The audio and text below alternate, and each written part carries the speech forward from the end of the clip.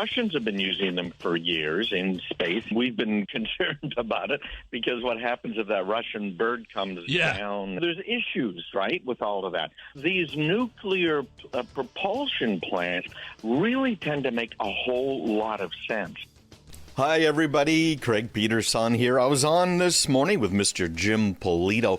We talked about NASA's space program, and I love this thing. You probably know, listening for a while, that I actually helped just a teeny tiny bit with NASA's program called the Space Shuttle. That was really cool. I did some engineering way back when. Also, we talked about this breached water plant. What happened there? Who did it? Why? And how can we avoid this sort of thing happening in our lives?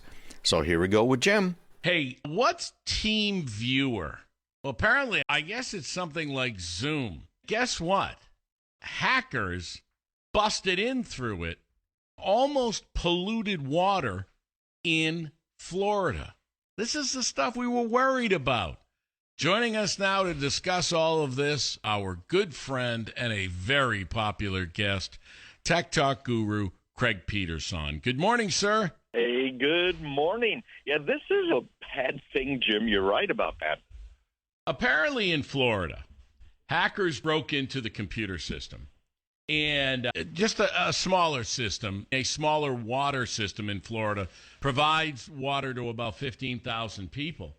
But they were able to, I think, turn up the chlorine in it so that the water coming out of your tap would basically be Clorox, contaminating the water with the very agent we use to purify it.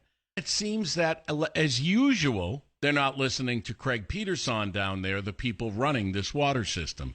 Absolutely. You know that I set up the FBI's InfraGuard webinar program, and I ran it. I conducted the webinars for a couple of years, and the whole idea behind InfraGuard is that it's infrastructure protection, right? It's everything from, heaven forbid, lawyers get hacked all the way through these types of systems. In this particular case, we're talking about technology called SCADA.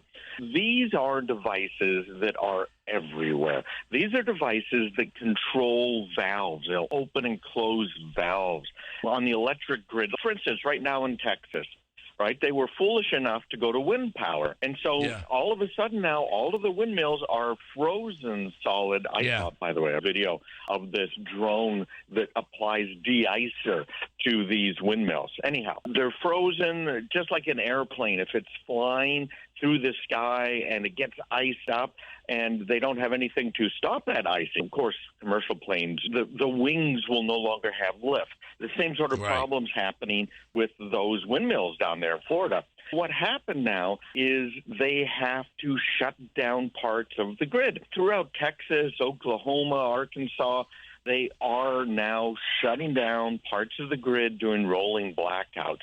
That's all controlled by these SCADA systems. Now, you mentioned something called Team Viewer. Yeah. Team Viewer is something that people have been using as part of this lockdown thing. We're not going into work, so how do I get to the computers at work? Well, pulling all of this together, this water plant, as well as every other water plant in the country, uses these computer-controlled mixing valves and on and off valves. They are controlled by computers there in the plant. In this case, the computer, they figured, man, we still got to have people monitor this, right? We don't want our water to go offline. We don't want the quality to go down. So some guy's sitting there at home and is connected to the computer in the plant using Team Viewer. Now, there's a few problems here. Obviously, Team Viewer isn't necessarily the best thing in the world. There are much more secure ways of even setting up Team Viewer than what they did. They were running Windows 7. That's the controller for all of these mixing valves there in the plant. Windows 7, of course, was an unsupported operating system, no firewall. They shared the same TeamViewer password amongst everybody there in the plant. They released something called sodium hydroxide. That's a lie. That's the stuff that'll burn your hands off. Yep. Whoever got onto it increased the amount of lye in the water by a factor of 100.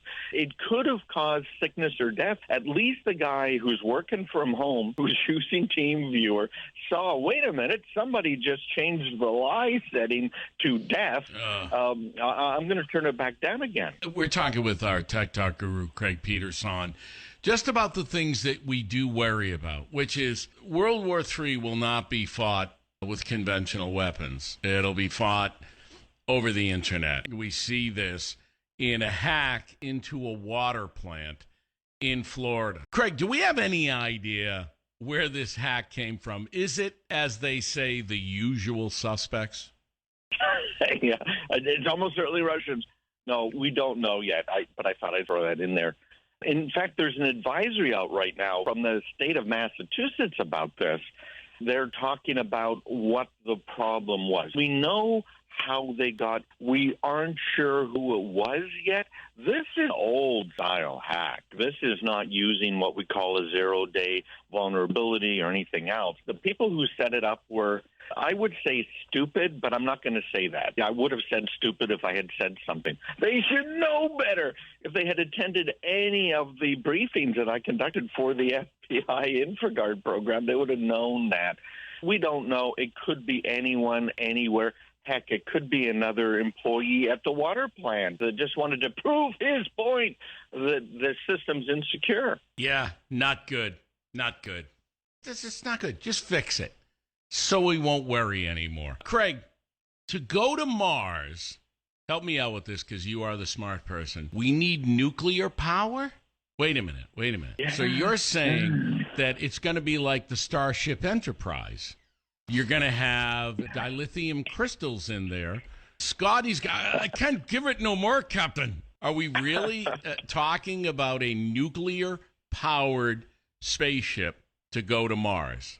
Well, obviously, we've got Elon Musk. He's the guy out front, and he has the standard chemical rockets. Right? If you've ever watched the movie Snowpiercer or the TV show Snowpiercer, that causes global catastrophe, okay? Yes, I saw the movie. I don't watch the series. The movie was just not all that great. I love sci-fi, but I don't watch the series, even though one of my favorites, Jennifer Connelly, is in it. No, I don't watch it. Of course, completely fiction, the way they've done it. Elon Musk is looking at using chemical rockets. NASA is looking at, in fact, they're planning on using chemical rockets in both cases. NASA's going to use them to go to the moon.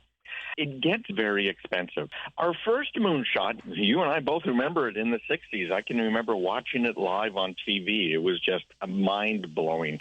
Yeah. The very first time I had ever seen a color newspaper was the day after. They had a color picture of our men there on the moon. It was just such a great time.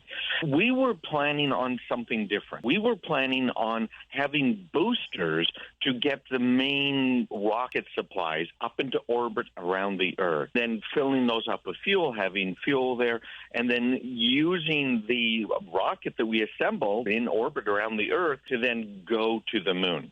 There are plans to potentially do that for Mars missions and other deep space type missions. The biggest problem we have is getting out of Earth's gravity. Right. When you get right down to it, NASA is expecting its big space launch system to cost around $2 billion for a flight to go on up, to get the fuel up and other things. It's just very expensive.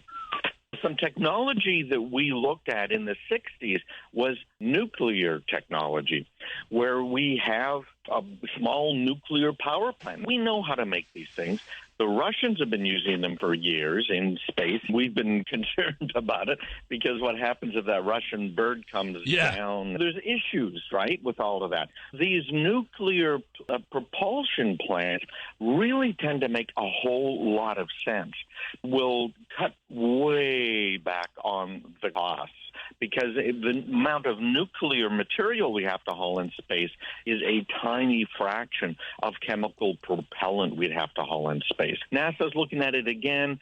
The Congress has been funding nuclear propulsion experiments and stuff now for many years. We'll see where it all goes. It's a different way to do it. We've got a lot of proposals on the table still. I think the first missions to Mars are going to be chemical rockets because Musk is doing a pretty darn good job with that. Our missions to the moon in the near future will be chemical. We're going to end up with a space station in Earth orbit that is going to essentially be a fueling station for our continued missions to Mars, even to the moon, Mars's moons, and maybe some deeper space stuff. That's amazing. We got to make sure that the Death Star, we don't have an exhaust portal on the vessel 2 meters wide that you could get some type of a weapon into, and then the whole thing is gone. We just got to make sure. Yeah, but we found out about that, though. You remember? What we found out is the guy that designed it built that flaw into it on purpose. He did. So that was great. Rebels could. Yeah, was that a little backstory explanation? I love that. That was Rogue One. I love that. Love it. Our good friend who knows everything, Craig Peterson, Tech Talk Guru. Craig, how do folks get in touch with you? I am starting up here this next week. In fact, this week, this morning, you'll get an email from me with a little bit of training. So a whole bunch of training programs just to help you guys understand this, but you've got to be on my email list. And that means go to craigpeterson.com/subscribe. You can subscribe right there. You can listen to my podcast, of course, there, my articles. You can even get the weekly email, similar to what I sent to Jim, my show notes every week as well on Sunday mornings. I've actually pulled it together, Jim, just craigpeterson.com. Nice. That's right. Get everybody informed. Craig, thank you very much. We'll talk with you next week. Hey, take care. Bye-bye.